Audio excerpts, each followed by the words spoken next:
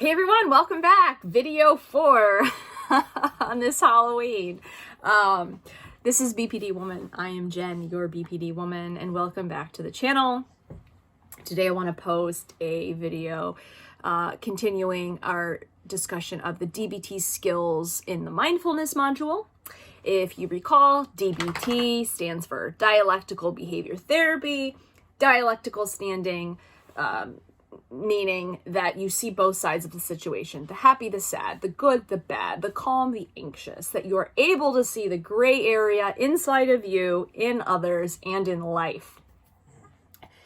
DBT offers skills that helps you navigate your behaviors so that you can lead a more effective life.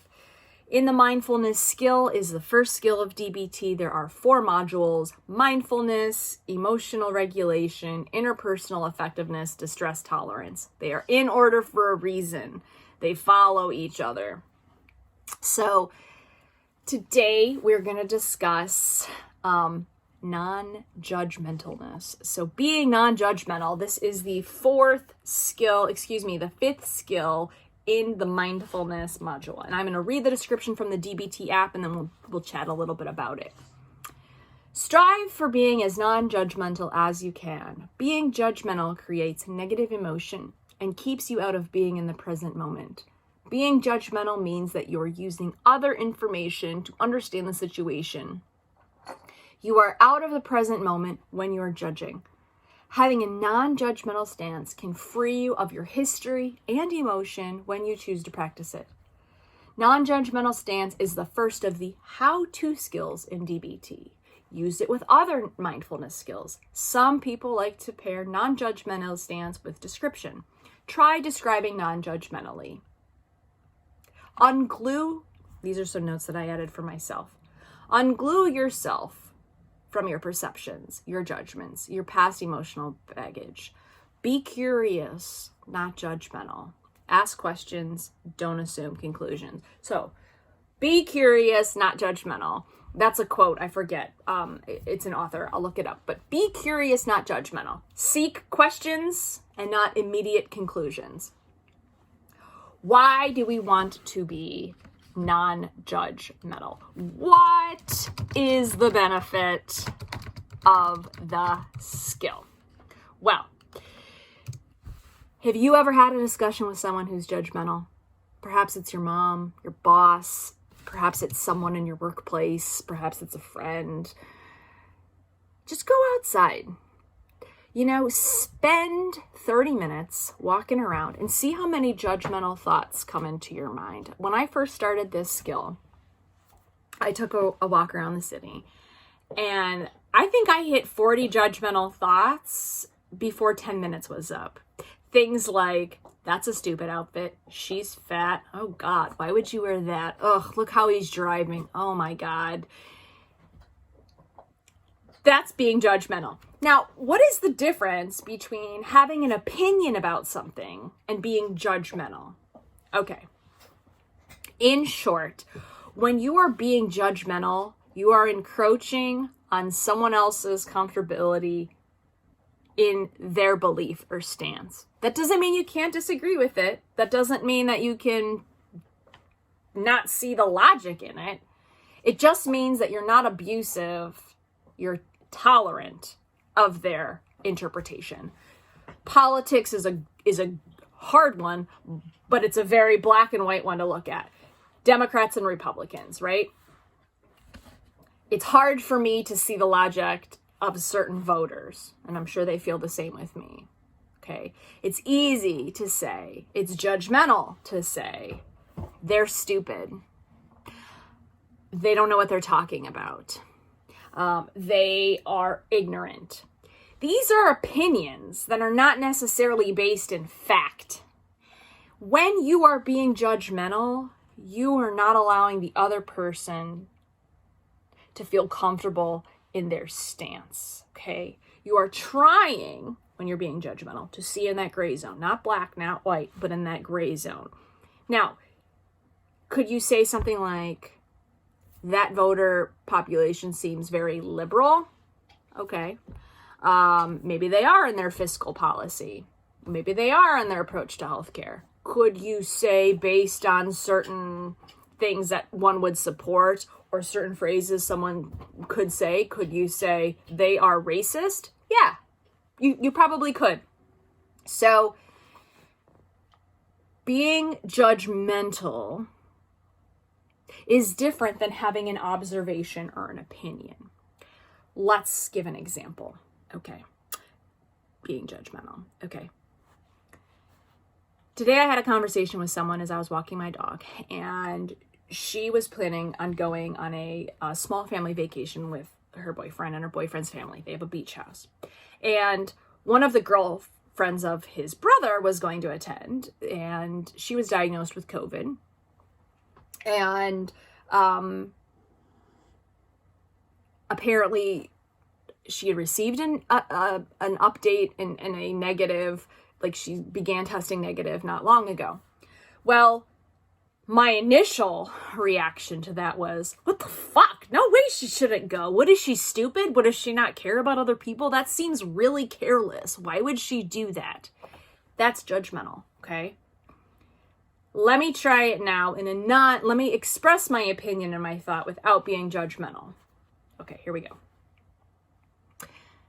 She wants to go on a vacation even though she's just recovering from COVID. I don't know that makes a lot of sense health-wise, and it sounds like it could be risky to the other people involved. What do the other people think about that are attending the vacation? Okay. If we were having a conversation, which one of those versions of what I just enacted would you feel more comfortable interacting with? You know, being judgmental says, you know, you look really fat in that outfit. That's not only not judgmental, it's also mean, right?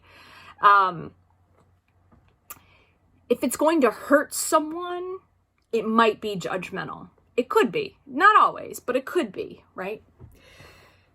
When you are, just like it says here, when you are being judgmental, you are using other information to understand the situation. Now, obviously, we all use our prior information and life experience to inform who we are and how we interact, right? If you touch a stove and it's hot, you're probably not going to touch it the next time. That's just self-preservation, right? And when you're driving to work on the same route every day during rush hour, and you know that a certain interchange, people try to like zigzag, cut off, get off, they want their space, they're not going to put on their signal. You get used to that happening. You get vigilant in your car and you're like, oh my God, I got to be prepped. Like, I don't want to get hit. Like I know someone's going to try to like, you know, get into my lane really quickly, and they're all rushing.